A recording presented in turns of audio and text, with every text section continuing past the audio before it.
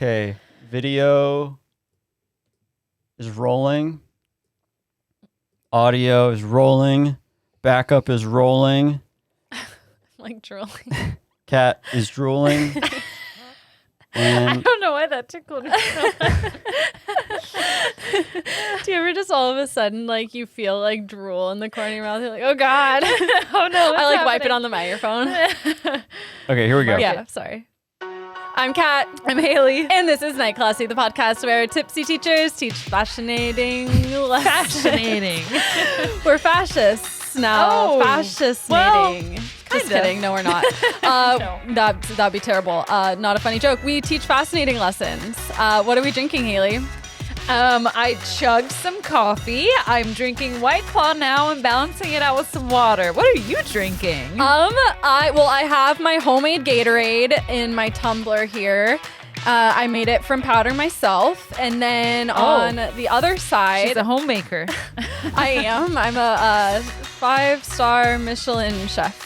And I also have a Shiner.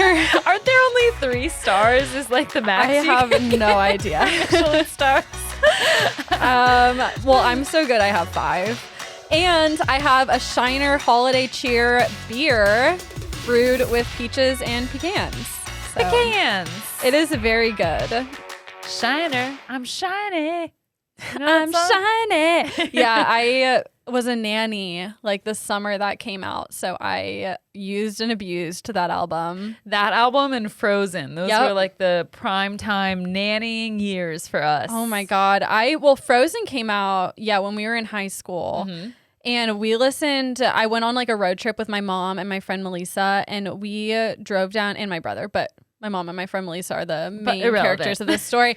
We drove down to San Francisco to tour like Stanford and Berkeley, LOL, as if I thought that was a possibility for me. But anyway, we listened to Frozen all the way there and back. So I know every song on that album. Oh my God. We listened to that on my way to Miami University in Ohio. Oh, wow. And I got there and I was like, oh my gosh, these people are not my style. It's just very preppy, which is not me. Yeah, you were in Miami University and I was in Stanford thinking the same thing at the same time. It's like that not Vine, oh my God, TikTok, where it's like, ha, and it starts just buffering.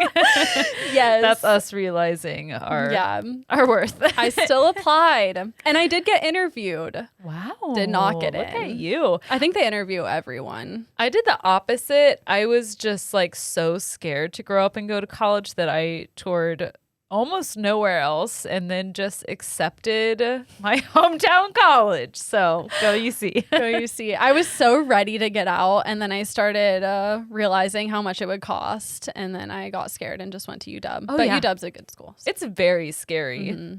I went all the way to Denver, had a tour set up at the university, and then I was like, no, I don't want a tour. I don't really like it that much. The air's too fresh. The mountains are too beautiful.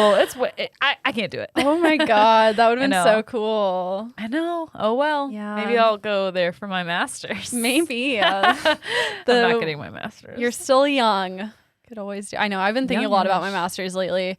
Like I know I should just bite the fucking bullet and do it online, like while working. But that sounds so horrifying. Sounds awful. And I know people do it all the time, and I know I need to do it, but I just really don't want to. I don't think I have the mental strength to get my master's while working. I feel like, I've just been trained not to. And maybe if we didn't have this podcast, because we do spend probably 10 hours a week on this podcast at least. At least. So that would free up a lot of time for a master's. But I'm going to put all my eggs in this basket. What are you getting your master's in one day? I would probably just get it in education so I could make more money. Money. But also like not, because I don't know, maybe I'd get it in like administration so I could like Move up the ladder. Move up the ladder, baby. One of my coworkers is getting her master's right now, and she's telling me that next semester she's taking 4 classes. So that qualifies as full-time. Jesus. And I don't get how people do it. I don't get it either. And like a lot of people, like, there's definitely programs online where you can just pay them $5,000 and they'll just give you a master's. And not that I would so do you that. know. You know of these but programs. I've heard of these programs. Not good. Like, you should not do that. But like, it is an option. It is tempting. No. I'm totally kidding. I would work for my master's, but I don't want to. But I feel like if I stay a teacher, I have to have one. Everyone has one. Yeah, I guess that is true. Yeah. I don't know, man. It's just I'm so tired all the time. I know. But again, if we didn't have this podcast. Anyway, it's been a big week for all of us. We've gone back to school. My cat went on anxiety medication. I started Squid Game. I have you been nothing. Up to? Literally, I'm trying to think what I even did over Thanksgiving break. I don't think I did anything. I did all of my laundry, actually. That's what I did. That's an accomplishment.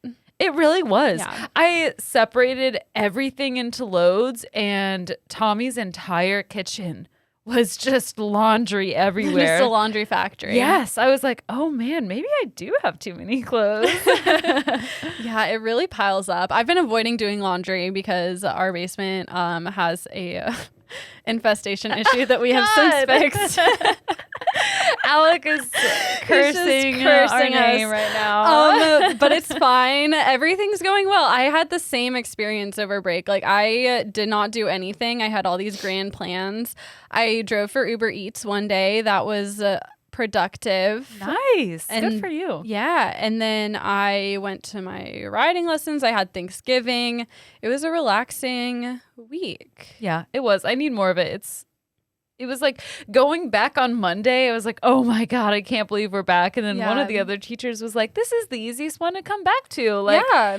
But I just hadn't even thought about it in a positive way. I was just like been what's getting me through. I'm like, there's 3 weeks until Christmas. To me, I'm like, 3 weeks? Oh my God. See, I love the first semester. Because you go to school, it's Labor Day, then it's fall break, then it's Thanksgiving break, then it's Christmas break.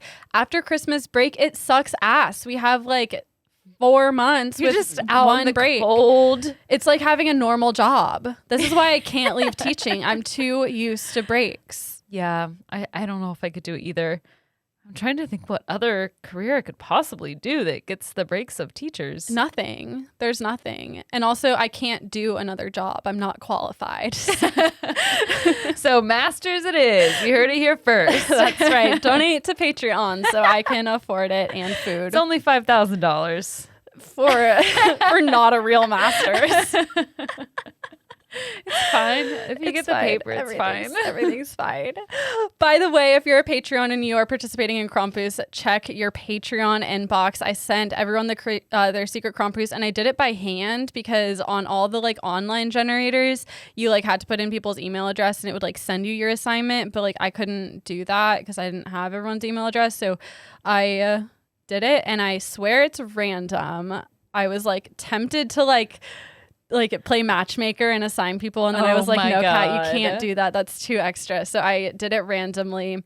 So check it. Everyone has a secret Krampus. I sent everyone's information. Check your inbox. I wish you would have done little matchmaker. I really thought about it. Been like, I am God. But my feeling was because you, me, Alec, and Tommy are participating, and I felt like if I played matchmaker, I'd be tempted to like, I don't know, like matchmake for us too. And I was like, that's not fair because I don't know. I feel like people don't want to have us. They like want to have someone else. And so like I felt bad for the people that got us. Maybe that's my own like insecurities speaking.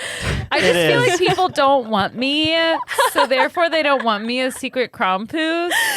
Yeah. And well, I just feel like it's fun to get a stranger. I don't know. It's stressful and people to get a know stranger. Us. That's true, I guess. You really fucked this one up. I'm sorry, you guys. I really tried. If you hate your secret Krampus, don't tell me because I'll be sad. Don't tell her, or you can tell her and just be like, thankfully you didn't picked this specially because I really hated my secret crumb bruise. No, I can't imagine any of our patrons doing that. No, of course not. We're totally kidding. Oh, I got one of the hosts of the podcast I'm supporting on Patreon. I feel like they give us enough. Like, I almost feel bad accepting a gift, but like, I don't know. I just have a lot of anxiety, and so it really manifested in having this responsibility. Yes. Hello, BetterHelp. I have a recommendation. Yes, 100% need that. Just pop some of Ghosty's pills, and I need to every time I watch Squid Game, because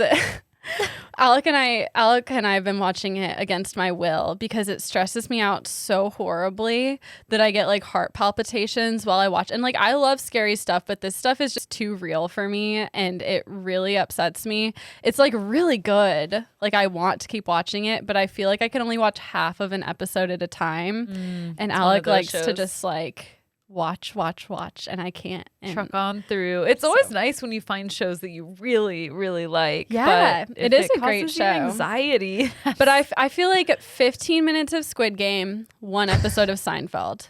15 minutes of Squid Game, an episode of Seinfeld. Balance. Yes. It's all about balance. As long as you watch 5 hours of TV a day, everything is fine.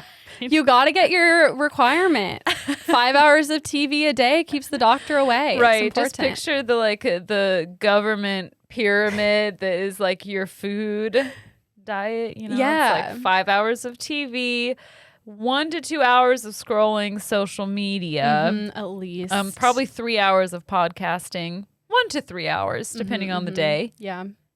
That's and your then daily intake. Don't work. Don't work. Do not work. Just TV, scrolling Reddit, and podcasting. That would be my ideal life. Yeah, that would be great. Yeah. I would love to podcast for work. Oh, God, me too. Anyway, I have one last thing if you don't have anything. No, I don't have anything. It's really exciting. So I got a message today from a listener who is fantastic. I've talked to her before, and she's a high school teacher. And she told me that her and her class listen to this show and like talk about it at school. So I just want to shout out. I know. I guess that's what teaching high school is like. My kids are not mature enough for me to talk about stuff like this with them. You're cool. Yeah. Now I want to teach high school because this sounds way more. I mean, I love middle school. I will never, but this sounds chill as fuck. And so, sorry, I just said fuck. I want to shout out Miss K and her students. They sound amazing. And right after that fun. God damn it. And God, I can't stop. Thank you for listening to our show. That's incredible. Yeah, thank you so much. I'm like shocked and in disbelief, and my heart feels all warm and fuzzy. I hope you actually learned something. What if they're just like professional fact checkers? Oh my gosh. We're going to tear their lessons apart and see children where they go wrong. Are professional fact checkers. If children love anything, they love telling you when you're wrong. So if Mrs. K students want to be our fact checkers, you can put that on an internship on your resume. Be our researchers. Oh, yeah. First, if any of you want to research for us, just send us your research and you can put on your resume that you were a research assistant for a podcast. We do believe in paying interns, but not there. Today. Not today. Today is not the day. Yeah, this is an unpaid position. Internship. No, we're totally kidding. We're just grateful that you guys listen. So thank you so much. Isn't that awesome? Kay and she told me that students. And her students. And she told me that one of her kids did an argumentative essay on Coke versus Pepsi inspired by your lesson. That literally gave me goosebumps. I love cool? that. That's so crazy. Oh my God. Well, I wonder what the argument was. I don't know. Their stance was. I need to ask. If they didn't argue for Coke, then we're gonna have a problem. We're gonna fight. We're gonna fight, but it's fine. Thank you guys. We love you. Wow, look at us teaching on the job and off the job. Wow, we really are doing the thing. They should just give us a free master's. They should. We've definitely earned it by now. Just do what I did in high school when I didn't want to take gym and just created my own course and just created so much more work for myself instead of just going to gym. But you can't go to gym. Like I did not. I ran track for 3 hours a day after school every year just to get out of gym, which makes no sense looking back on it. But I just like better. I have Gym a is- visceral hatred for gym. Ugh. I don't want to change. I don't want my hair to get all sweaty and everything. God. Like I shower immediately after working out. Yeah. Can you imagine? I mean, Getting emotional. I'm getting emotional and gagging at the thought of like starting your day like at 7 a.m.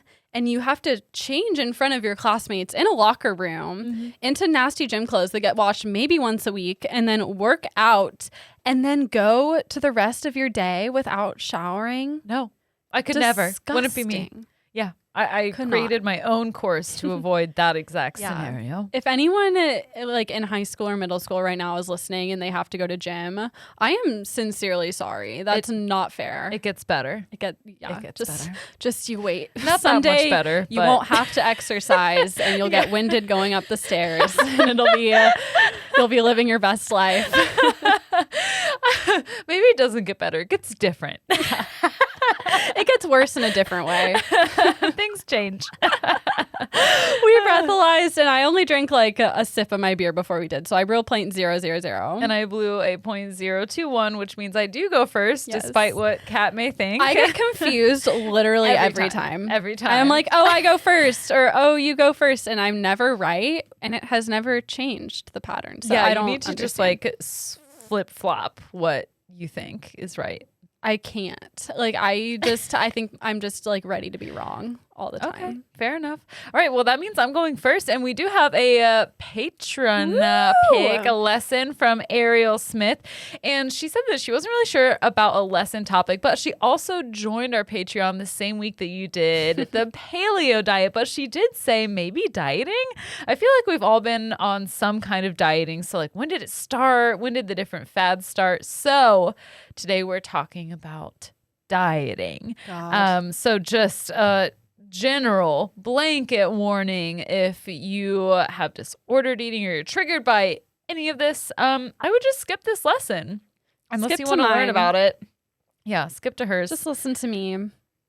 I have a sniffle in my nose. Okay, so we're going to start off with a few pictures because this is really what I thought of as one of my introductions as a youth in the 2000s to dieting. So Alec, if you can go to the first picture, Kat. What do we see here? Oh my God. What's her name? Is that Jessica Simpson? Yes. Yes. That picture of her looking beautiful and skinny as fuck was like all over the tabloids. People were calling her a whale. I remember that. That was horrible. Yes, it was her infamous performance at the Florida Chili Cook-Off in 2009. And everyone was just so mean to her. She looks amazing. She looks like hot genuinely. as fuck. But people were, calling her a cow and fat and mom jeans and like she needs to lose weight, and they were. Can you imagine? That's just insane. And I feel like the trashy dieting really peaked in the 2000s. Oh my God, it did. Just looking at that picture reminds me, do you remember the People's Magazine and there was the Beachbodies column? Yep. And there would be like just pictures of celebrities at the beach, and they either like were hyping them up or just like body shaming the hell out of them. Like thumbs up or thumbs down. Yeah. Just oh my awful. God. And those are still out there, but I feel like they were really, really big in the 2000s. And definitely. It was like everywhere I can remember magazines, commercials, people, headlines spouting information about the latest diet fad. It was like diet culture it still is crazy, but it was really crazy there for a minute. Like I would go to Weight Watchers meetings with my mom. Yeah, because she did Weight Watchers, and it was just like I mean, like she can make her adults can make their own decisions or whatever, but like I just like it was just like weird being immersed in that from a child, and like eating like I feel like diet food really took off when we were a kid. Like I'd eat those Slim Fast bars and like 100-calorie packs and like all like diet soda and shit like all the time. Like everything was sugar and fat free. Yes, there's always an answer to here's how you get this ideal body image that we've created for ourselves, and here's how you can meet this beauty standard that also these celebrities and these trashy magazines can't even reach. They're just tearing everyone down. It's just completely unattainable, and no one knows exactly when or how this idea of the ideal body weight or physique became a beauty standard. We do know that the earliest figurines dating back over 25,000 years ago found in Europe depict quite voluptuous women. I'm sure you've seen them before. They're called Venus figurines. I have just a picture up here.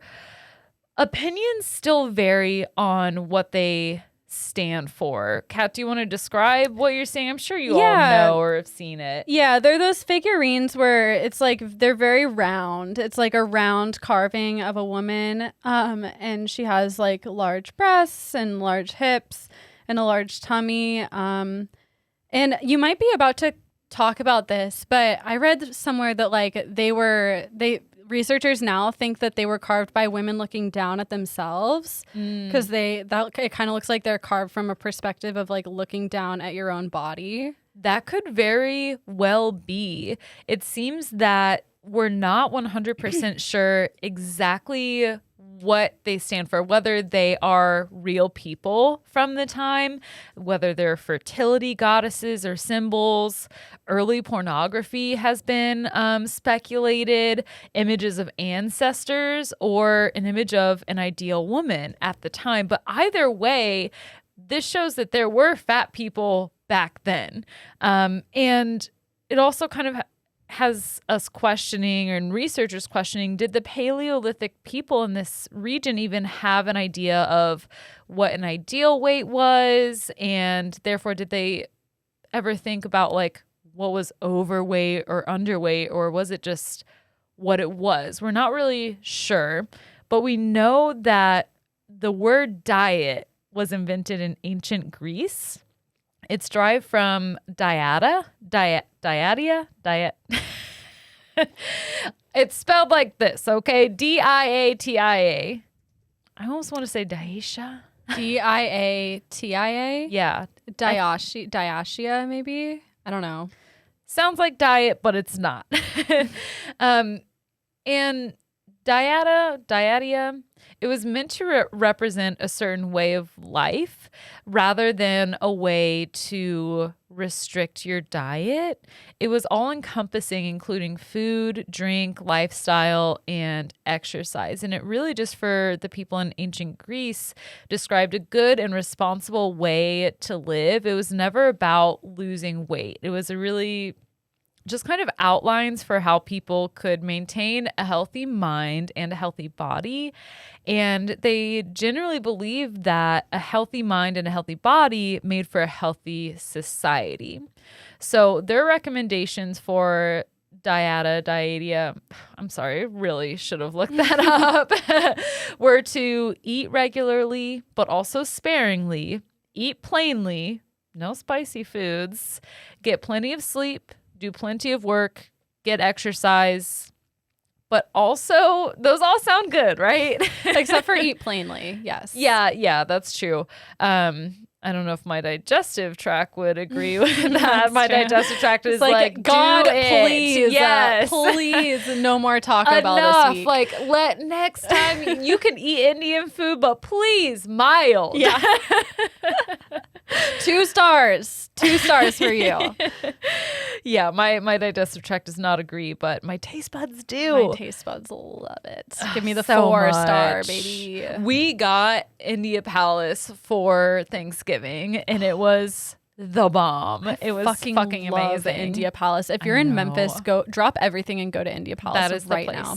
Do it. And if you go in and pick up your food, if you don't get it off Uber Eats, they usually give you like a free lassi and free samosas. Oh yeah, they're always giving stuff away for they're free. They're so nice. At first, I thought it was special, but then I realized that I'm not special. I think they want to encourage people, I think, to pick up their own food and not use Uber Eats. I assume because then they get tipped. Like, yeah, actually, probably differently and more. Yeah, that's what my thinking is. But maybe they're just nice. Maybe so. Maybe both. Yeah, it can be both. So on top of all of these recommendations, they also recommended that people run naked and that they vomit regularly. Okay. So, well, I'm 2 for 2 on that. Just kidding. Oh no. Well, you do have a strong gag reflex. I do get morning sickness every day of my life, so I do sometimes vomit frequently. And no, I'm not pregnant. It's been a 3-year occurrence. More than that, it's 4 years. The first 4-year pregnancy. It's a symptom of anxiety. Oh, not as fun. Not as fun. I have to say. Most of this advice is sound, and all of it was based on experience and observation. And the ancient Greece did note that overweight women could sometimes struggle with their fertility, and that men who were overweight or had more fat on their bodies could also struggle with heart disease. But clearly there's some holes in their theories. You know, you don't have to vomit regularly to lead a healthy life. Another hole in their kind of like what became an ideal body was that the ideal body was male. It's the fucking patriarchy. And the ideal man was slim and muscular in a way that females don't naturally live up to, the same way guys are, you know, we are built differently. So when you think about diets and living up to the ideal body type or physique, it's always been a more difficult task for women to achieve. And that's lasted from ancient Greece, maybe even before, until right now. So there lies the groundwork for women being held to this unattainable standard. Now, around the same time, early Christian concepts were, believe it or not, problematic. And their concepts of gluttony, temptation, and morality condemned fat as sin written on the body. Oh, God. Yeah. So that's huge judgment. Everyone has fat on their body. And for a long time, Christianity, as we know, has required people to kind of police their own bodies and others, as well as their appetites. Ascetics were these people who were essentially hermits who fasted. So, for example, one of them was Saint Anthony. They were glorified and put up on these pedestals because of their starved bodies. They thought that they were conquering their desires by not eating and not indulging themselves. Early Christian leaders also have documented their struggles with their desire to eat. One of them, St. Augustine of Hippo, wrote about how difficult it was to fight his desire to enjoy food and drink. And it was much more difficult than deciding to abstain from sex, because sex was optional, but eating is not. Yeah, and eating is better. Yeah, eating is the fucking bomb. I love eating. One day there will be the final time, you know, everyone has sex. And I guess that's the same for eating, but probably a much wider gap is what I'm saying. I'm like, I don't know when people usually stop having sex, but... Are you talking about like the last time you have sex will be before the last time you stop eating? Yes, that's what I'm saying. Like, it could be decades. So you think... I wonder. I've never really thought about that. Like, I think a lot of people have sex until they're like dead. Really? I can't imagine being 90 and having sex. I know people that, not gonna like shout anyone out right now, but like I know people that were like in nursing homes having sex. That's true. That's a good point. Yeah, STDs kind of run rampant sometimes. It's like that episode of Parks and Rec where they go to the nursing homes and teach them how to put on condoms, and then Marsha and Marshall, like, they all show up at the council meeting or something. That's true. I take it all back. They're wanting like abstinence only education for the seniors. I hope the final time I do both of those is the same time. Just do them both at the same time. Yeah. You're like, I need to remember this, so I'm going to do it one last time, and then that's it. Whichever one, abstaining from whichever one takes me first. Now I die. Yeah. So under these ideas that you could abstain from eating because you had power and control over what you wanted, your desires, you had control. Under these same thoughts, women were also thought to be weak, corrupt, and susceptible to sin. I mean, that's true. That is true. The reasoning, however, is shoddy. It's Get your true facts straight. in my own personal experience with myself. I don't know why I'm defending us because it all checks out. But early Christian theology, their backing to all of this was that women, they have more fat naturally, and we're more plush on our bodies. Our breasts develop more than boys do, and we have some extra padding on our hips and on our tummies. We're equipped to carry children and bear them, so we just naturally typically have more fat on our bodies. And they were like, nope, that's sinner, sinner, chicken dinner. So when we think about these early ideas on like dieting and the ideal body type, I also want to relate it back to our modern diet culture. One of those being now within the last century, maybe the last 2 centuries, that has evolved is the diet guru. That person who seems to have it all figured out. They have all of the answers about how you can use this diet or that diet fad to get where you need to be. So I'm going to talk about one of the first diet gurus here. The Art of Living Long is a book by a 15th century merchant. His name is Luigi Cornaro. It is still being printed today. And it did really well initially thanks to the invention of the printing press. They kind of came out at the same time, and this book was everywhere. And in it, he talks about a diet that he subscribed to. He never planned on becoming wealthy from this book, which he eventually did.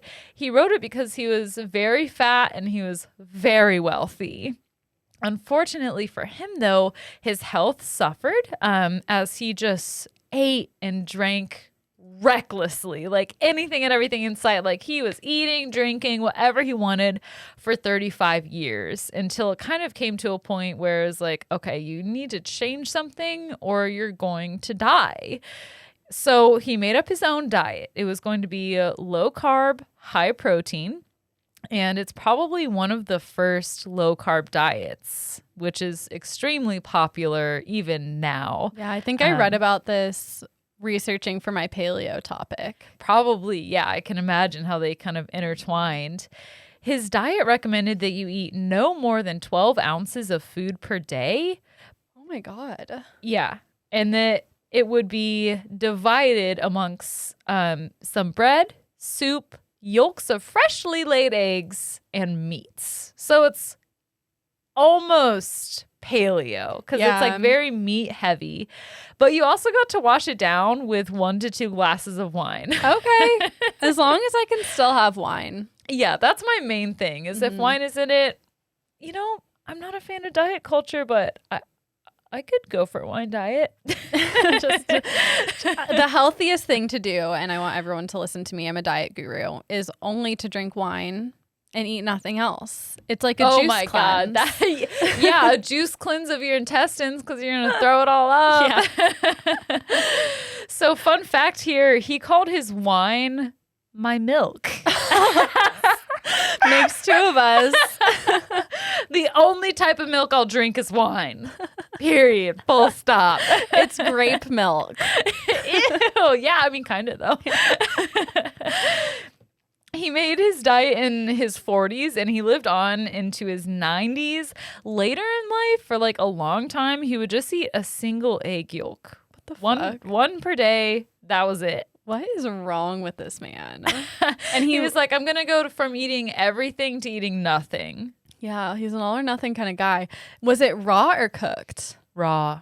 He'd eat a raw egg yolk? I don't know, actually. That's a great question. I mean, both of them sound bad. How do you just cook an egg yolk? I don't think you do. I think it was probably raw. Oh my God. And that's all he ate every day? Yeah. Towards the end of his life for several years. Wow. Yeah. So he was dedicated to what cause? Who knows? To being fucking disgusting.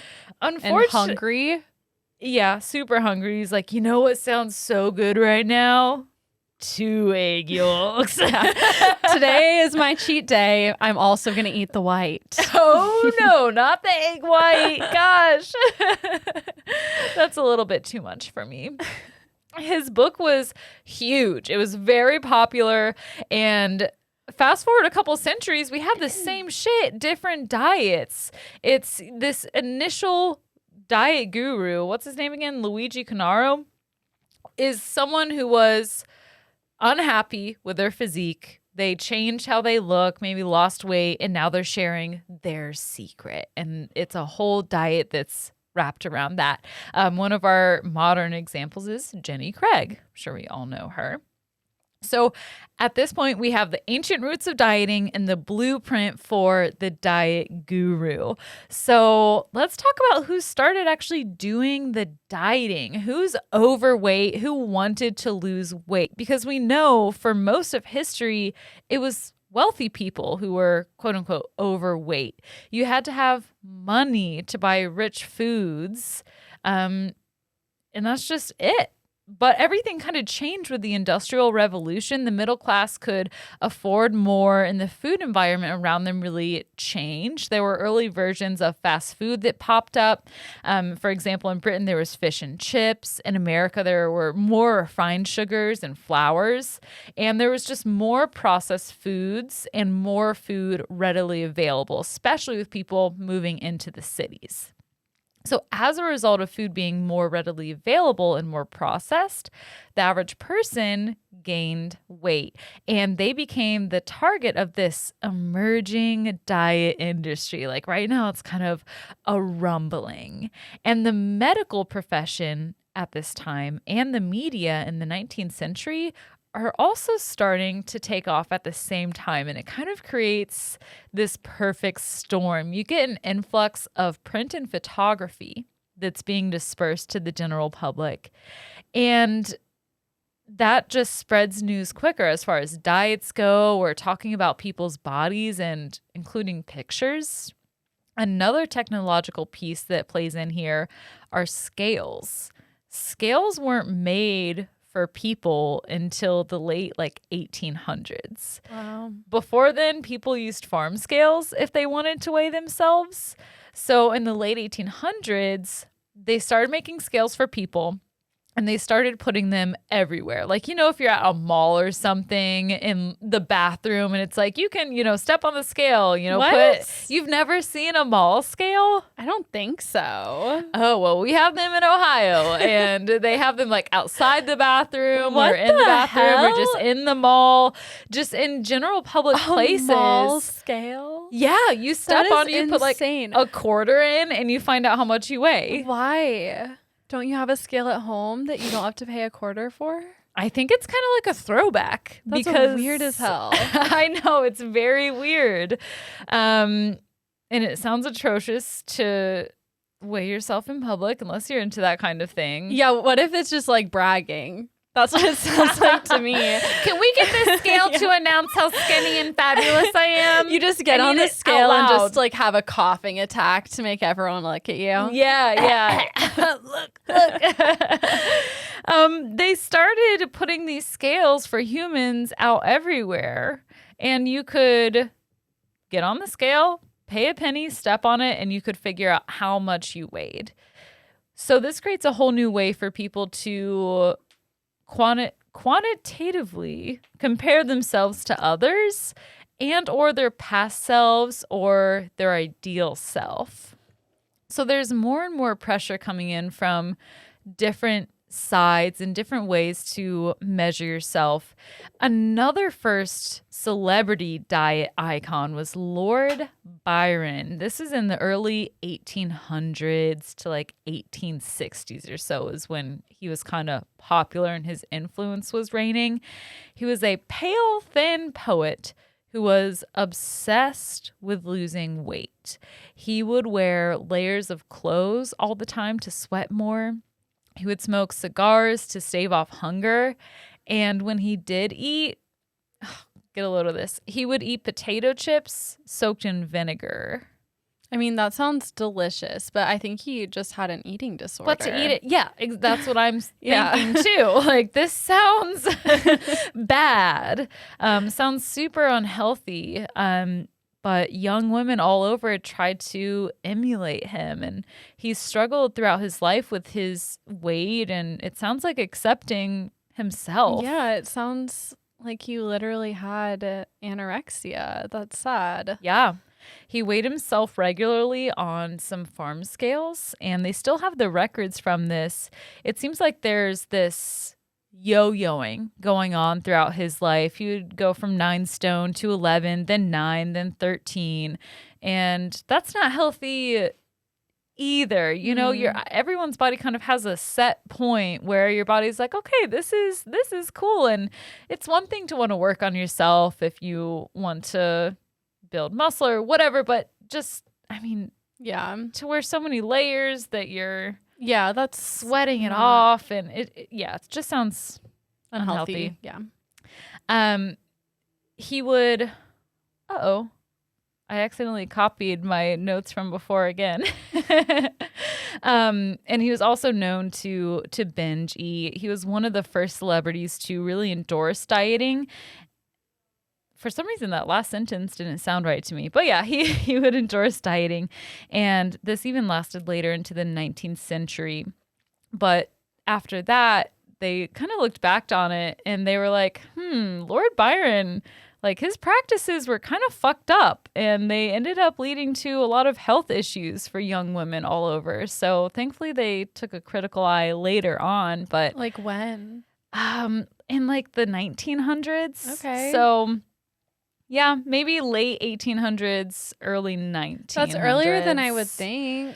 Yeah, I guess. I would hope that it would have been sooner for, you to be like, oh, I don't know, you're binge eating and you're obsessed with losing weight and you can't do anything else but just sweat and smoke your cigars. So sweating and smoking. Seems bad. Yeah. But that's crazy to me that like they were like recognizing eating disorders as early as like the early 1900s. Yeah, I wish there would have been more of it because there's so many different fad diets, and I cherry picked just a few of these big diet gurus and these diet fads that were going on because it really kind of exploded after a while. I'm sure you could do a whole lesson on any of them by themselves. This could have easily been a whole podcast, really. I'm sure there's podcasts about the history of dieting. Yeah, there has to be.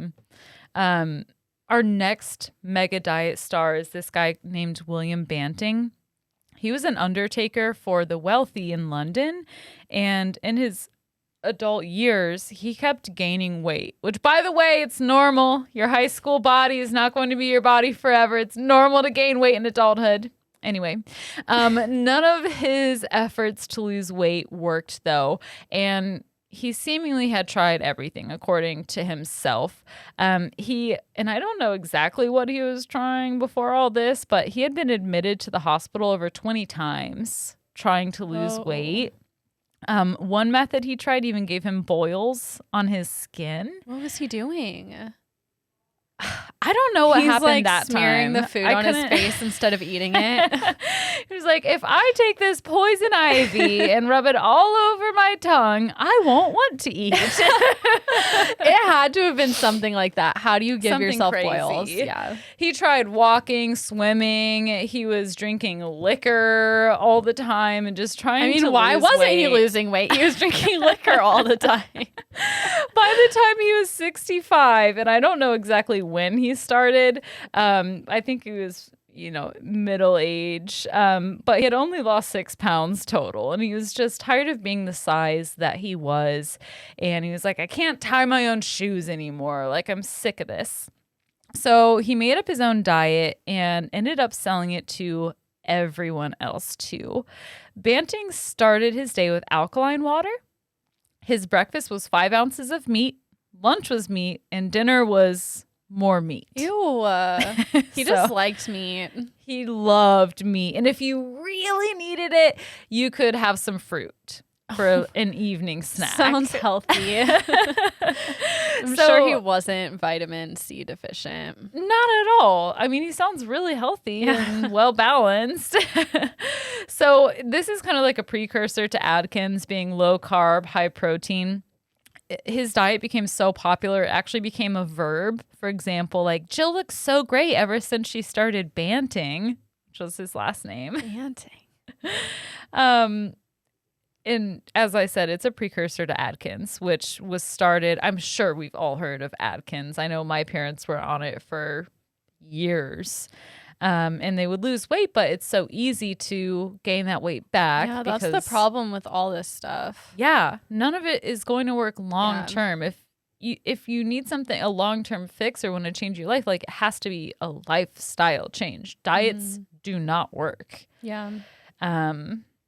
But they're not healthy. They're not healthy. They don't work. It's miserable. And we'll find out later on that it changes your mind long term. There's a study done on it. Let's see here. Oh, here's one. Horace Fletcher. He lived between 1849 and 1919.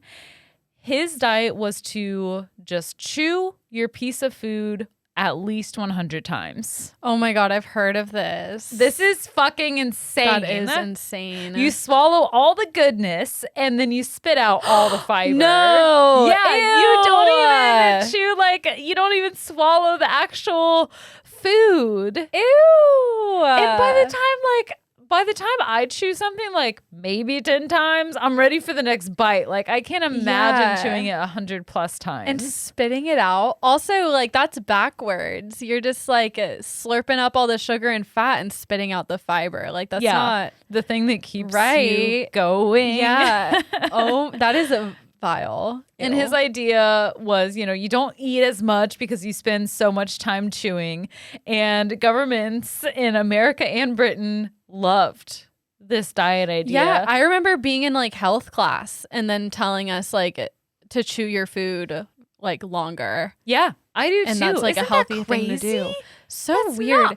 They gave us the craziest advice in health class. U.S. public education health classes are fucked. I'll say they are crazy. They made us calculate our BMI and didn't give us any education on like why BMI like is not a good indicator of health. They just are like, calculate your BMI and as you're overweight, you have to make a plan. Oh my God. Uh-huh. It's this diet culture that just has its claws sunken into so many people, including our curriculum. Yeah, and I don't know if my school made us make plans, but I've heard about that like on Reddit. But they did make us, so we had to, like in our health unit, we had to record like our height and we had to go in a room and weigh ourselves, and then we had to calculate our BMI and like see where we were on the chart. And it's just bullshit, especially with, I mean, it's bullshit for everybody, but like when you're a kid and like your body is still developing, that means nothing. No wonder so many people struggle with eating and body image. Yeah. Like, it makes sense and it breaks my heart. Oh yeah, it's horrific. It's awful. So clearly it's in our schools. Mm-hmm. The governments in America and Britain also proposed the military start using it so that they could cut down on rations. Thankfully, it didn't work and it didn't last. Somehow it did in schools. Yeah. Fletcher did a lot of things as a person. He was kind of like a jack of all trades, but his career really took off with his diet advice. He was referred to as a diet guru, medical icon in some British medical journals, and it was revolutionary. It was the newest, finest fad. Henry James was a Fletcherite for 5 years before giving it up. Finally, he was too sick after 5 years. He was like, it makes me sick to my stomach. Yeah, this you is think? Disgusting. John D. Rockefeller and Franz Kafka were also Fletcherites. Are we still talking about the meat guy? Yeah. The chew at 100 plus times. Of course, it makes you feel horrible. Oh, the chewing guy. Yeah, the chewing guy. Yes. Now, those who swore by his diet knew that you have succeeded in doing this correctly when your bowel movements become few and far between. Oh my God. And your teeth rot out. And your brain boils. Fletcher bragged about going poop once every 1 to 2 weeks. He was also known to carry around a little piece of his poop in a box to show people how little he pooped every 1 to 2 weeks. This is the man we're taking health advice from. Like, if you needed a visual, just get some dried up clay and put it in the box. We don't need your fecal matter. He like gets hungry enough that he eats it. Like, it's a This snack. is the best food I've had. And in order to cut down on calories, recycle your food. God. Never say anything like that to me again. So that diet lasted until today. It's still incorporated into many dieting methods. Now, we today have these trashy magazines we were talking about at the top of the episode who are just terrible for your body image and yourself. What am I trying to say? Your image, how you perceive yourself and others. Turns out they also had them in the late 1800s, but instead of them being magazines, they were pamphlets. And most of the celebrity advice on diets was from undertakers. For some reason, that was like the authority. Of dead people? Yeah, of dead people.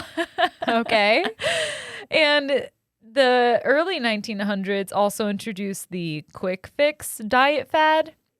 Magazines at the time and the pamphlets were full of anti-fat propaganda and diet pills. Excuse me, these White Claws have me I know, a little bit. The beers have me burping too. My apologies. And as you can imagine, a lot of these quick fix diet pills contained arsenic. Obviously. Love a good arsenic diet pill. Alternatively, if you're not really into arsenic, you could have also smoked your appetite away. Just chain smoke that shit. Lucky Strike started a campaign to convince people to reach for a Lucky instead of literally eating food so you can survive. Good. Because Great what more do you advice. need than a cigarette? It's healthy. It's healthier. That's the new triangular model of the Oh, government enforced balanced diet. It's just a cigarette. Oh my God. Yeah, the pyramid is made of cigarettes, like in a triangle, and inside is the food. Right. You're at the top and all the cigarettes are like connected. You just light one at the bottom. It's like a It's like a chain reaction. Yeah. Oh God. We know health. We chew our food 100 times and then spit it out, and it's only meat. And then we recycle it every 1 to 2 weeks. There was also chewing gum that was laced with laxatives. And for a period of time, there was a wide variety of these vibrating massaging machines that claim to melt fat away. Which that sounds great. Like, I would love to have a massaging machine, but I don't need it to melt my fat away. But Yeah, I would like a massaging machine. obviously it didn't work.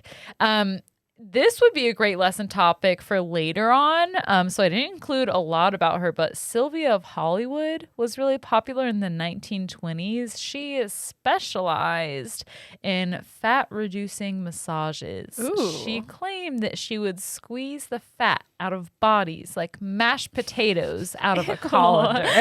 Is she claiming it like goes through your skin? Yeah, she was the original Dr. Pimple Popper. Gross. Yeah, so she was another guru. Sylvia of Hollywood. Sylvia of Hollywood. Isn't that just the perfect name? I love the name Sylvia. Me too. It's so cool. So cool. The So coolest cool. name. You've heard of the Mediterranean diet, I'm Yes. guessing. This consists of fruit, vegetables, olive oil, and fish. It's the brainchild of Ansel Keys. He conducted a study of a bunch of different countries where people had more or less heart attacks. He wanted to see who had the least amount and who had the most. And people from Mediterranean countries typically had lower cholesterol and experienced less issues with their hearts. So from that was hatched the Mediterranean diet. But he also did some other studies, which this I found super interesting. He wanted to figure out what happens to your mind and body when you avoid food. So he conducted something called the Minnesota starvation experiment. Haley, I literally almost did that this week as my topic. We were so close to the golden episode. That's what I'm going to call it. That would have been crazy. I literally started notes on it and I was like, I think Haley's doing diets this week, so I won't double down on this. That's insane. That is we weird. Almost became It's been in my notes app dieting as a topic for ages. Oh my gosh. Well, tell us about it then. I'll let you do that. It's not my turn. I don't have a ton of information on it, but this experiment happened in 1946 and it revealed the psychology of dieting. For example, how being hungry messes up your relationship with food long term. So basically what he did was the study was divided into 3 different phases. The first one being a 12-week baseline control phase, and that was followed by a 24-week starvation phase that ended up causing each participant to lose an average of 25% of their pre-starvation body weight. And then a recovery phase, which various rehabilitative diets were tried. That whole little blurb right there was just pulled from Wikipedia because I was like, you say it best, Wiki. So they realized that during the time that the men were starving, they would talk, dream, and think about food. Pretty much like that was it. They became obsessed with food, and that lasted for like the rest of their lives because they touched base with them again after like a decade after this experiment happened.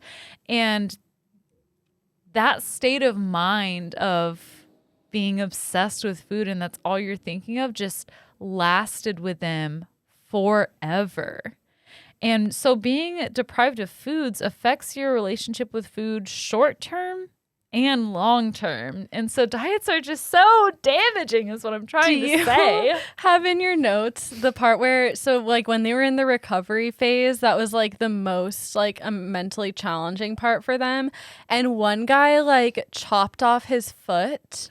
No. Like, I don't think he did it purposefully, but like his mind was like he was just like so like anxious and out of it. I think he was like chopping wood and like put an axe through his foot or something. And I don't know if that's exactly right, but like I read something wild like that. And like these people were like seriously traumatized. Jesus. Mm-hmm. It makes sense. Yeah. And you think about food insecurity for people who have lived with that, kids who have lived with that tend to, just scarf down their food. And that's when they do have food, it stays with you. Yeah. No wonder they're traumatized. Insecurity is seriously traumatic. Yeah. And a huge issue. I didn't know about that foot thing. Mm-hmm. I didn't go super far into it because, this is already a long lesson, so I apologize. But there's just been so many different fad diets, and it feels like it kind of snowballed. By the time we reached the early 1900s, things have just completely taken off. I want to talk about a few different things before I wrap up here. One of them being Esther Mintz. This happened, she was popular around the same time of Ansel Keys, who made the Mediterranean diet. She used psychology to help people lose weight, and she adopted the group mentality of Alcoholics Anonymous and created the first national diet group in 1952. It was called TOPS. Its acronym was TOPS. It stood for Taking Off Pounds Sensibly. There were a few other different groups as well, such as Sirens, Slenderness is Right, Endeavors Never Stop, which I don't really... That doesn't make sense. Yeah. What was it? What is the acronym? Sirens. That's like when you choose an acronym first. Yeah. And then make it work. Yeah, you have to fit it in there. That's like when you're dieting and your brain isn't working right because you're not getting nourished properly. Yeah, that's why these are so bad. Sirens. I am hungry. There is also Inches Anonymous, Thick and Tired. Oh, God. I like the puns. I do. Shrinking violets. And then, of course, the evergreen Weight Watchers of was birthed from this movement. And diet pills have been around for a very long time. Like I said, they became popular in the early 1900s.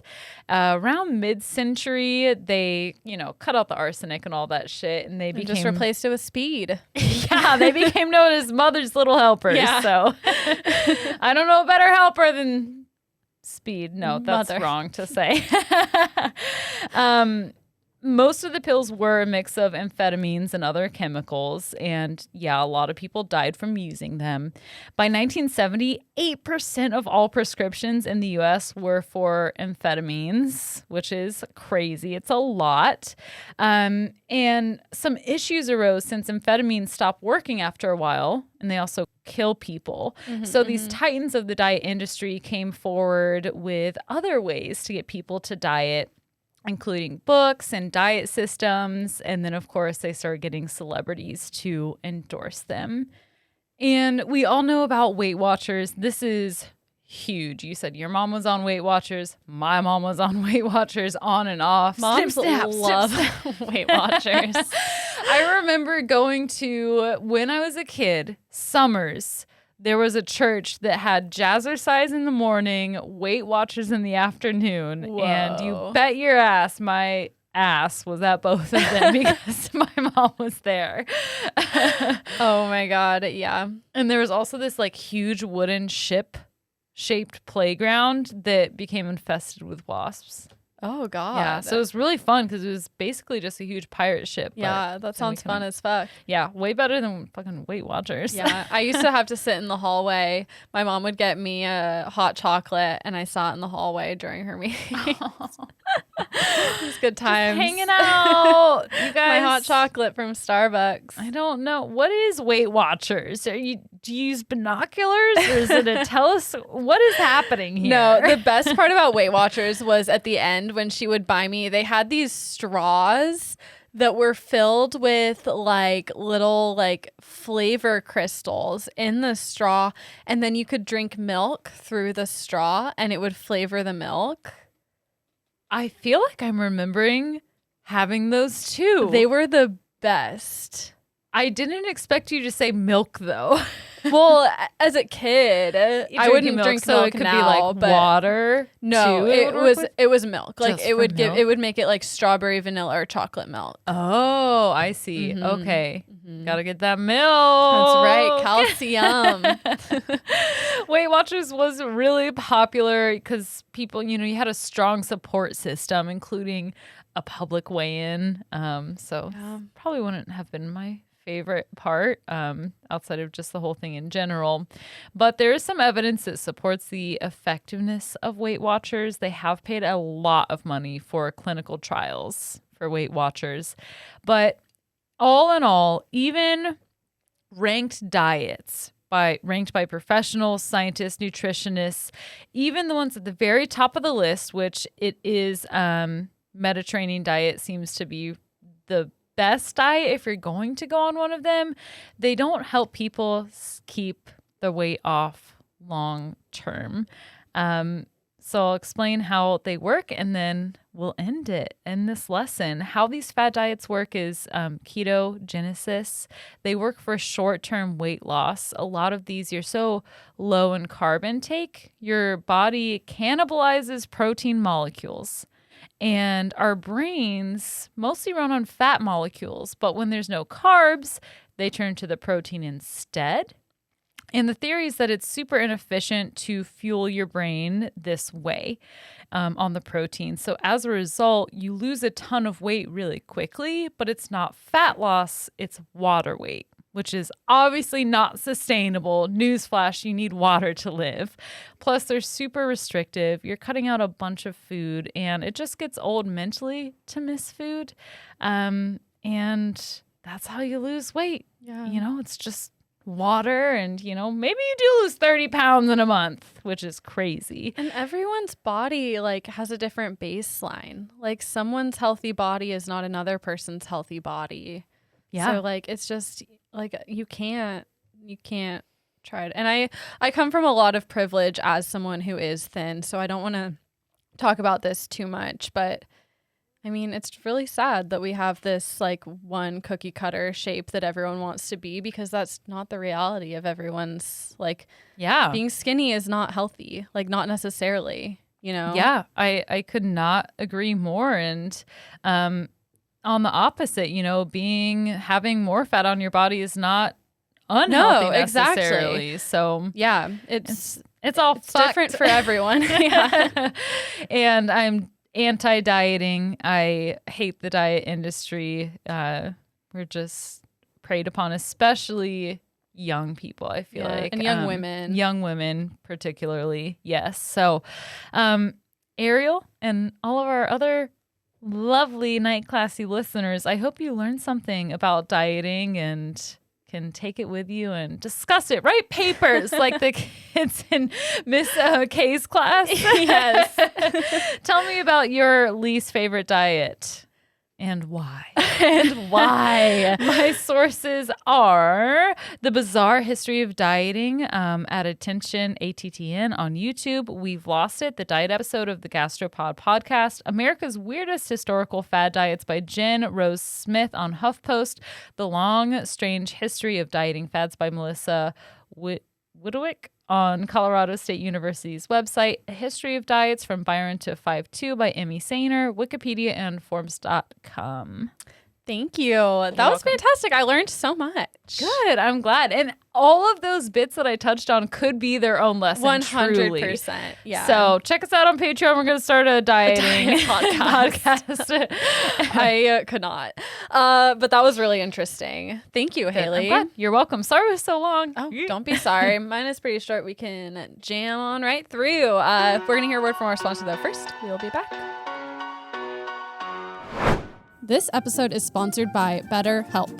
You all, I cannot tell you how valuable therapy has been to me and my experience as a human. We all struggle with things, and there was a time when I thought I was the only one who was struggling. Thank goodness for therapy, because I realized I'm not, and I realized that there is a way to feel better. Without a healthy mind, being truly happy and at peace is hard. The good news is therapy works. But what is therapy? Exactly. It's whatever you want it to be. Maybe you're not feeling motivated right now and you would like some tools to help. Or maybe you're feeling insecure in relationships or at work, not dealing with stress. Whatever you need, it's time to stop being ashamed of normal human struggles and start feeling better, because you deserve to be happy. And now you don't have to worry about finding an in-person therapist near you to help. BetterHelp is customized online therapy that offers video, phone, and even live chat sessions with your therapist. So you don't have to see anyone on camera if you don't want to. It's much more affordable than in-person therapy, and you can start communicating with your therapist in under 48 hours. Join the millions of people who are seeing what online therapy is really about. It's always a good time to invest in yourself, because you are your greatest asset. And special offer to Night Classy listeners, you can get 10% off your first month of professional therapy at betterhelp.com/classy. That's betterhelp.com/classy. Thanks again to BetterHelp for sponsoring this Night Classy episode. Hello, hello. Hello. Welcome. So I had literally the hardest time choosing a lesson topic this week. You know those weeks when you spend more time choosing a topic than you do researching, and then you're out of time and you're like, fuck, like I just have to choose one. I feel like Goldilocks. Yeah, it really is harder to choose when it's research. Anyway, Alec chose my lesson this week, which Alec always chooses good lessons. He does. He chooses great lessons, and I just had decision fatigue, so this was perfect. And it's a great lesson. So let's get into it. Wow, tune your own horn, huh? It's a great topic. I don't know. The jury's still out on if it's a great lesson. We'll see. You be the judge. Yeah, I feel like she's throwing me under the bus. No, like, it's good. I didn't really do much research on this, but it was Alex's idea. No, I did. That's how you set it up. I spent a whole day. Alex sent me a topic idea, but then I was going to cover the Patreon, so maybe was it the same one? It was not. Did he tell you to do Dogman? No, I don't know what Dogman is. Dogman. What is Dogman? It's a cryptid. I'll do a Patreon on it. Okay. Do that. Anyway. My story is also on a cryptid, so get ready. I feel like we were due for a good cryptid. We were, for sure. So, and you're the one to do them. I like cryptids. I do They're too. fun. I like hearing about them. Mm-hmm. We're in a small rural community, like super small, less than 300 people. Whoa. In the Appalachian town of Flatwoods, West Virginia. So small town in the Appalachians, through in Appalachia. On September... I like saying Appalachia. I do. On September of 1952, around twilight, so just before dark, 3 young boys, Edward Mann, Freddie May, and Thomas Heyer, are playing in the front lawn of their elementary school. The boys were suddenly shocked to see a bright red light streak across the sky, and then it appeared to crash into the hillside of a nearby farm. The boys were freaked the fuck out, so they... Yeah, naturally. So they ran to the household of one of the boys, the person who lived the closest, the May household. So relatable. What? Being scared by a red light, crashing through the sky and running away. It's the most relatable thing I've heard this whole episode. I wish I'd seen something like that. So they ran home. Their mom, Kathleen, listened to them and they told her the story. Kathleen assumed that what they had seen was a plane crash. She figured that a plane had crashed into the hill, and so she was really worried about the pilot. She wanted to go out there and see if there were any survivors, if she could help. She had some other kids at home, and the kids were frightened. They didn't want to stay home by themselves, so she took them along with her to go see. She also called on, I think, a neighbor or a family friend.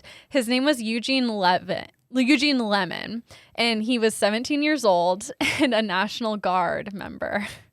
Okay. Which I think is hilarious that there's a 17-year-old National Guard member in this story. Like, I think it's hilarious there's a 17-year-old named Eugene. Eugene Lemon. It's a great name. Love everything about this already. And also there was a dog named Richie, and it varied source by source. I couldn't fully tell if it was Kathleen's dog or Eugene's dog. I think it was Eugene's dog, but the dog came with them. Eugene. Kathleen Eugene. Any name that ends in "een," I'm automatically going to sing it to the tune of Jolene. You can't not. You're a psychopath if you don't. True. I would know. It's true. So together they walked to the crash site and they got there. It was on this farm nearby. They knew the guy who owned it, and they walked up to this hill and see a pulsating like red orb. Oh no. The orb was really bright to look at, but weirdly, it didn't cast much of a glow on the surroundings. So everything was still dark except for the glowing orb. This is me like writing in my diary about getting a huge zit. It's pulsating. It's so bright, but does not cast light onto the surrounding area. Oh my God. Or Rudolph when he's transforming. Exactly. Yes. Yes. Thank you. You're welcome. Just in case anyone needed to know what was going on in my head. That's it. They see Hayley's zit, and all around them is this like also like a mist. It's like really foggy and misty, and the mist smells bad. It's like pungent and almost feels like greasy in a way. Ew. Mostly it just smells like shit. And when the dog got close to the mist, he got scared. Like he smelled the mist and then ran away with his tail between his legs. So they're like, oh, fuck. And then Lemon shined his flashlight uphill and like shined his light at the orb. And they didn't just see an orb. So like we said before, the orb wasn't emitting much light. And so now he's shining his flashlight up, and they saw something terrifying. Just ahead of them stood a massive creature. The adults estimated it to be around 7 feet tall. The kids said 10, which is kind of like a discrepancy you would assume because the kids are shorter. Yeah, I mean, my students think I'm 12, so. Exactly. It was, either way, it was tall as Kids fuck. are idiots. Just kidding. Just kidding. It had a round blood red head and like orangey greenish glowing eyes. It also had a spade shaped hood, so kind of like a pointy black hood over its head. And it looked like it was wearing this like metallic green, like pleated skirt, almost like it was made, like the skirt was made of metal. According to some accounts, the hands were twisted and resembled claws. But according to like all the witnesses, it was hard to tell because the fog was so thick. It also, she was thick and smelly. She's thick and she stinks. It also appeared to be levitating. So fucking creepy. It kind of looks like a robot. Oh, Alec pulled up that picture. So that's kind of how it was described. There are other pictures of it as well. That one looks like a new one, but there were some that appeared in newspapers back then that looked a little different. Yeah, it looks scary. It's a weird combination of... That's the one I'm thinking of. Like a being, but the whole metal thing around it just gives me the extra creeps, I guess. Yeah, like people say it kind of looked like a robot. Like they weren't sure if it was a robot or an alien or a monster. Like it looked whack. It looked at them, hissed at them, and then started gliding toward them. This caused Lemon to scream and drop his flashlight. And of course, once he dropped his flashlight and screamed, like they were like in a panic, they ran away in game terror. Over. I mean, as soon as something hisses at me, yeah, I'm done. It was really bad. And they ran away, ran home, and then they started getting symptoms. They had throat irritation. They were vomiting. They had like persistent nausea. And it got so bad that a few members of the search party, I think it was Lemon and a couple of kids, had to be hospitalized for several days. What? And the people at the hospital weren't sure what it was, but their symptoms lined up with someone suffering from mustard gas exposure. So that's what they were treated for. Whoa. Okay, wait. What is mustard gas exactly? It is isn't it basically tear gas? There's a World War I, tear and choking agent. Mm-hmm. So yeah, it's like a chemical weapon. It would fuck up your lungs so much though that you like couldn't fight anymore. Jesus. Yeah. So kind of like Agent Orange? No. Okay. Agent Orange makes the leaves fall off trees. Okay. So they could like see the Viet Cong. So still chemical, but yeah, it's still chemical chemical also warfare. A carcinogen. Yeah. Yeah. Probably. I don't know that mustard gas is a carcinogen. Oh, okay, but Agent Orange it fucks you up. Yeah. Yeah, it makes you go blind too. Really? In World War I, if it was extreme, yeah. That's crazy. Jeez. So they were fucked up, like physically from this. Police maintained that they were suffering from shock and hysteria. Okay. But that's sus as hell. Yeah, seems like maybe there's something more going on, just according to the way that they're in the hospital for days. Seems like that to me. So they called the police. The local sheriff and his deputy went out and they searched the area, but they, quote, saw, heard, and smelled nothing. The next day, the next day, a news reporter of the Braxton Democrat claimed to have found what he called skid marks and an odd gummy deposit near the crash site. So, ectoplasm. Ectoplasm. And so, according to UFO groups, this is evidence of a saucer landing. So there's thinking there was like some kind of like residue from whatever oil they were using in the saucer, maybe left over. Yeah, obviously. I don't know what else it could be. Newspapers and radio stations were obviously quick to broadcast this story, and it wasn't long before people started contacting the press with their own encounters. This was not an isolated event. Wow, cool. Adora Harper, a woman living about 5 miles away from Flatwoods in Heaters, West Virginia, claims to have seen the monster while out walking in the woods by her home. She and a friend were walking to the store and decided to take a shortcut through the woods instead of walking on the road. Always a bad idea. Always a bad idea. Always. I mean, really, just to leave your house and go anywhere is a bad idea, but that's true. And I imagine this happening at night. I'm not sure it did, but no. So they walked about 800 meters and then saw a ball of fire up in the hills. And at first she kind of like shrugged it off, thinking people were just burning brush or something. But then when she looked back, the fire was gone, and in its place was a giant silhouette of a man. I would poop my pants. Me too. And die. Immediately I would die. Like, I listen to a lot of the Let's Not Meet podcasts, and I listen while I am walking Georgia at night in the dark, and as soon as someone looks at me the wrong way, I'm like sweating and speed walking and like looking at like for people's lights who are on, who I could like run and pound on their door if I need help. Me too. I'm always planning an escape. Yeah. I'm always like, where's the closest police department? So I can drive there if anyone starts following me. Absolutely. Like, people are always like driving slow through the neighborhood delivering Uber Eats or whatever, and I'm always scared they're gonna pull me into their car. Yeah. Is it healthy. Me? Am I gonna get kidnapped? I don't think I'm gonna get kidnapped. Do they want me that bad? I mean, flattering, but also kind of embarrassing for them. It can be both. It's complex. It's complex. Harper and her friend obviously ran the fuck away, and that was that. Then, the day after the incident at Flatwoods, another weird thing happened. This was at Strange Creek, which is about 20 miles south. George and Edith, and I fucking love their last name, it's Snitowski. Snitowski. I'm watching you. Exactly. They were driving through a rural area with their 18-month-old baby when their car suddenly stopped working. George frantically tried to get the car to start, and obviously he's really scared because it's the middle of the Appalachian Mountains. It's nighttime, everything's deserted, and his car is not starting. Scary. It wouldn't start, and so the couple's sitting there discussing a plan of action when a disgusting sulfurous smell fills the car. Nope. That's it. The baby starts to scream.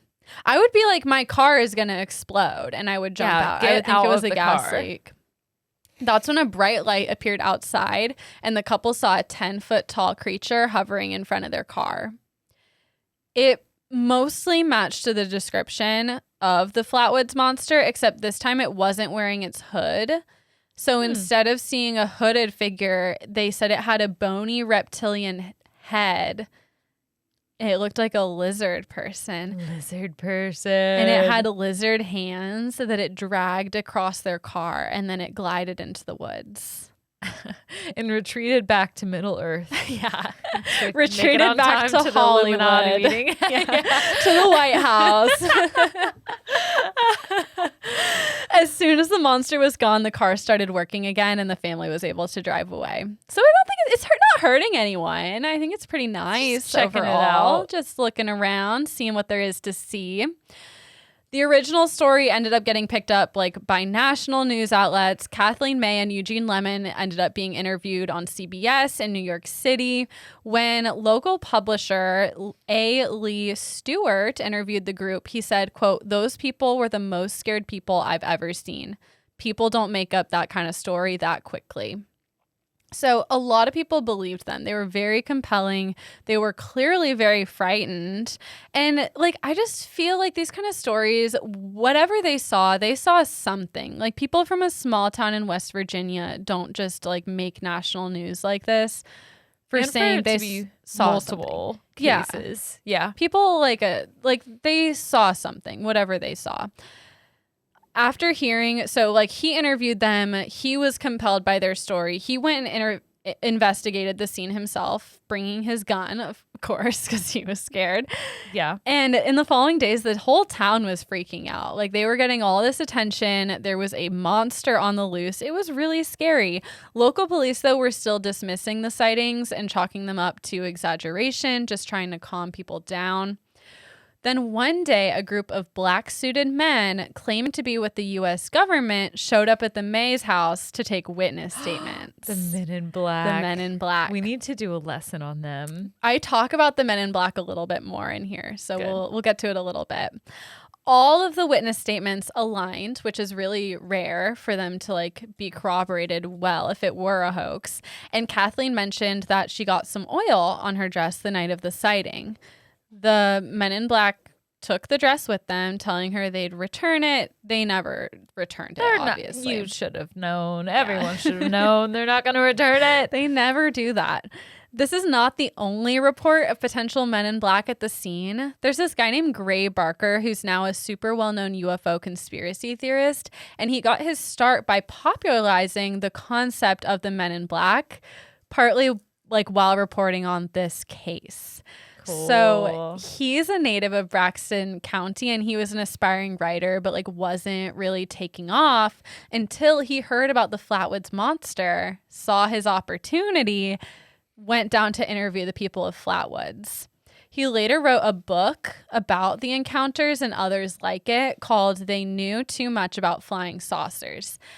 And I pulled the description of the book from Amazon because it sounds amazing, and I just want to read it to you verbatim. Here we go. One by one, the leading figures among flying saucer researchers who have challenged the government denial that saucers come from outer space have been silenced. One by one, these researchers have been visited by 3 men in dark suits.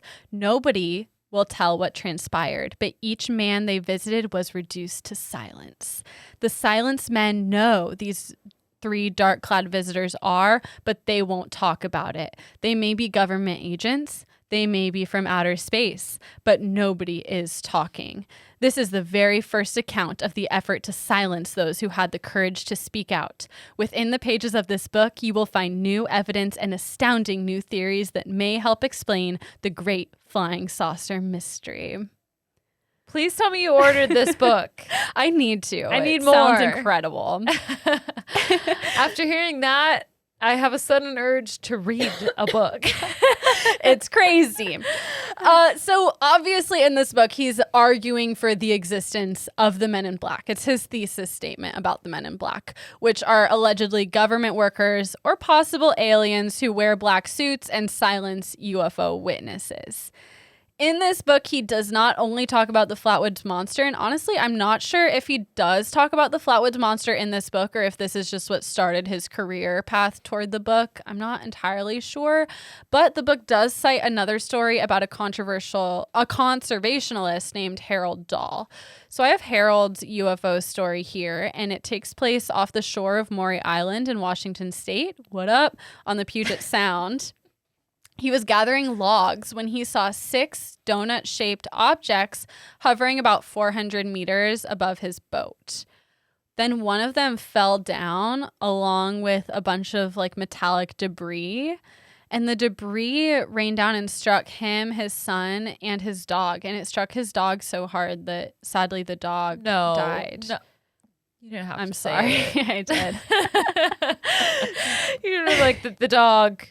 And I'd be like, what happened to it? And you'd be like, and I'd be like, no, what happened?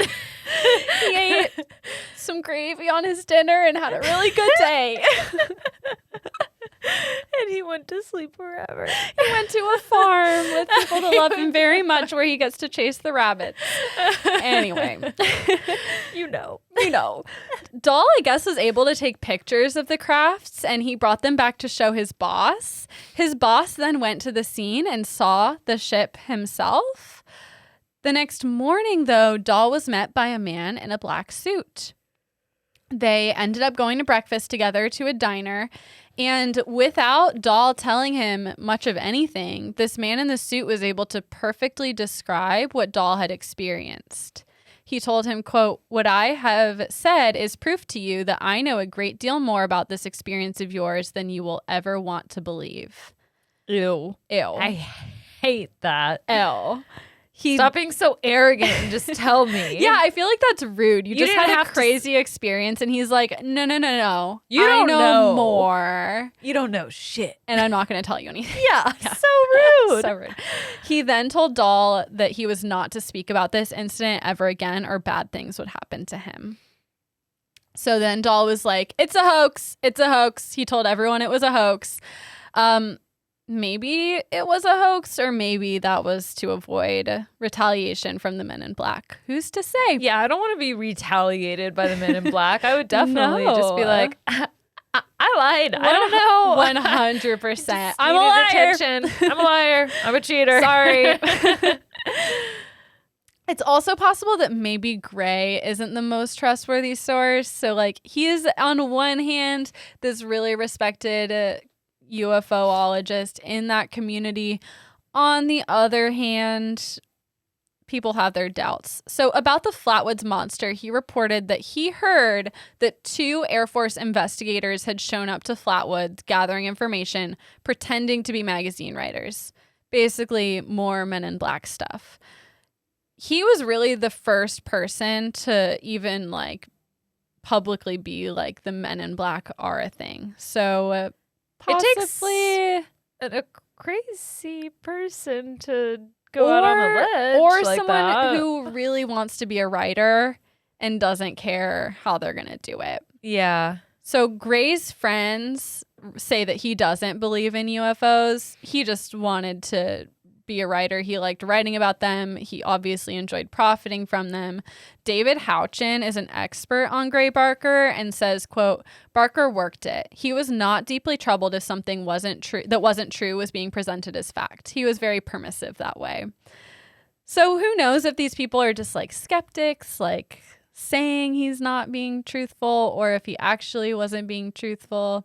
Who's to say? With alien stories, there's always a lot of justified skepticism. It's possible Gray wasn't telling the truth, but whatever May and the group of witnesses saw in Flatwoods that night, like, deeply scared them. Whether it was an alien or not, it fucked them up. Believers, it's effing me up right now. Yeah, it's really scary. Believers also cite that their account had similarities to other UFO sightings that were also covered up and dismissed. So it's possible that there's like a smear campaign against this, maybe by the Men in Black, maybe by the government. Who knows? I like that it just hissed at them Me and didn't too. like no one actually got hurt. Well, that dog, but I guess that wasn't this cryptid.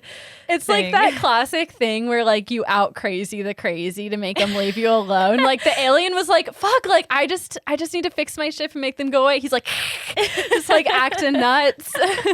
That's what I need to do with my kids tomorrow.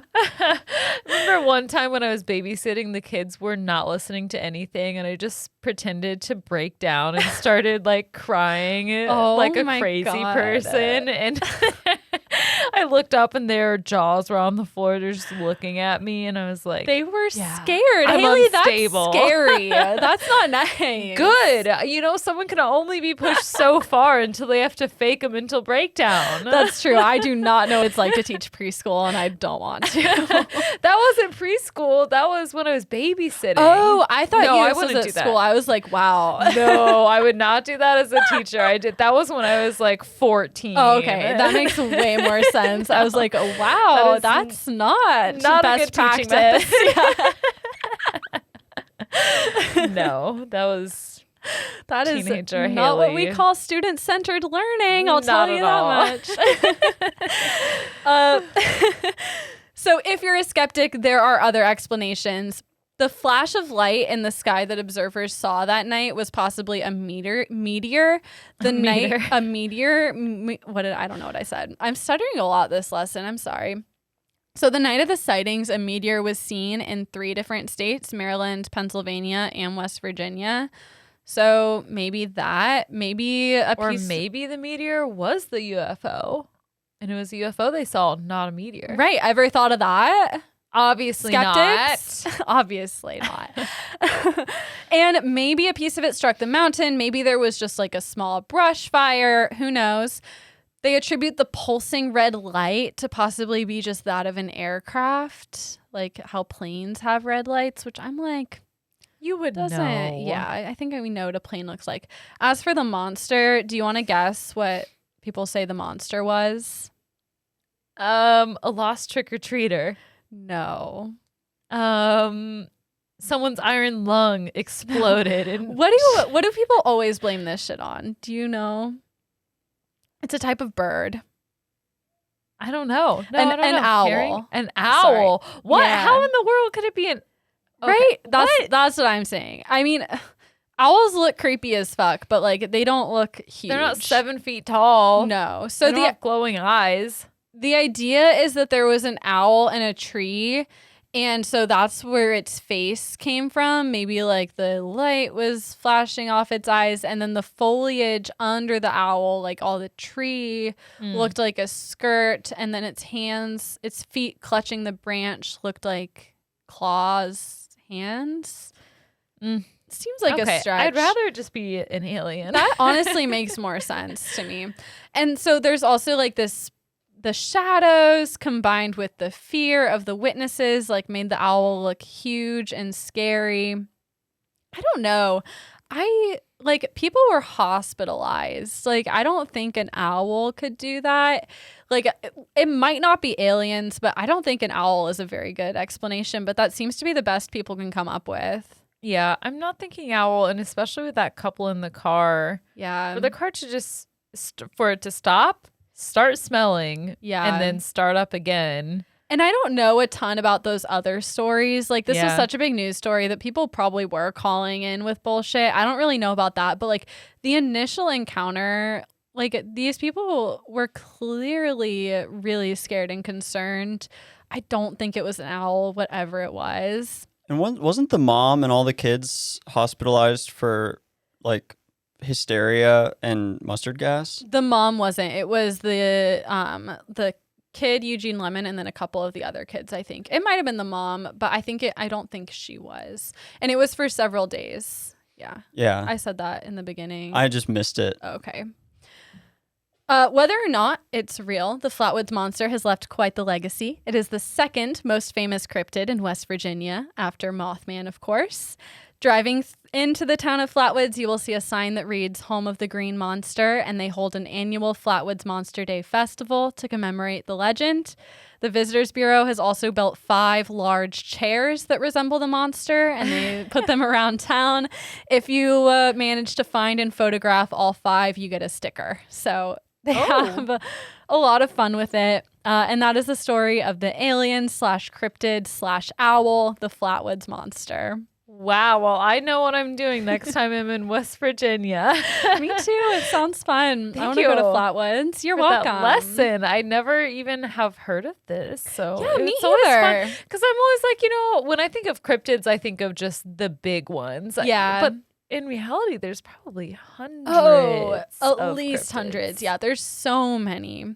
My sources are wboy.com, braxtonwv.org, Flatwoods Monster Wikipedia page, a history.com article called The UFO Sightings That Launched the Men in Black Mythology by Justin Sablick, another history.com article called In 1952, The Flatwoods Monster Terrified 6 Kids, a Mom, and a Dog, and The Nation by Roy Wenzel, and a Bob Gimlin YouTube video called The Flatwoods Monster Chilling Truths.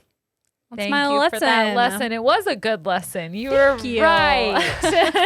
Thank you. Thank you, Alex. Shout out. And thank you guys so much for listening. If you enjoyed the podcast, please remember to rate, review, and subscribe on Apple Podcasts. Follow us on all social medias. What else? Tell your friends and check out our Patreon. We would love to have you there. As always, we love you. Thank you for listening. And 3, 2, 1, class dismissed.